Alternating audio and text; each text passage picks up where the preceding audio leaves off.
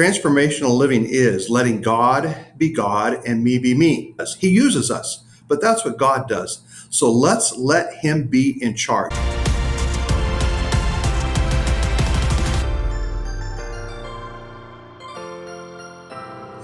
Welcome to TLT, Transformational Living Talks. I'm Pastor Randy Butler with Mission Increase.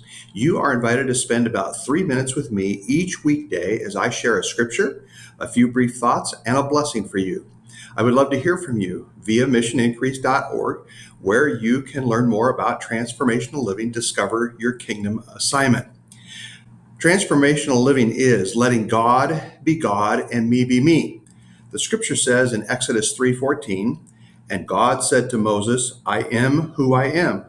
And he said, Thus you shall say to the children of Israel, I am has sent me to you." As I think about my head and the things that I think about, it's important for me to capture this concept that God is the great I am and I am not. There is never going to be a time when I am going to be able to be the great I am. What that does is that brings freedom, that brings release, and that brings relief to me as a believer in Jesus Christ. And I want to encourage you to think that way as well, to have that relief and that release from God, that he is the great I am, and we don't have to be. It's not up to us to fix and solve all the problems of the world. That's what God does. He uses us, but that's what God does. So let's let him be in charge. He is the great I am. Then in my heart, I need to trust in God no matter what. That is to say that I believe that he knows always what is best. He knows what is always right. He knows always what to do. There are times when we think that we know what we ought to do. There are times when we think that this is the way things should go. But as it says in Scripture, his ways are higher and his thoughts are wiser. And we need to rest in that, and we need to trust in that. As it says in Proverbs 3:5-6, to trust in the Lord with all your heart, not to lean on your own understanding, but in all your ways to acknowledge him. And then he promises to direct our paths.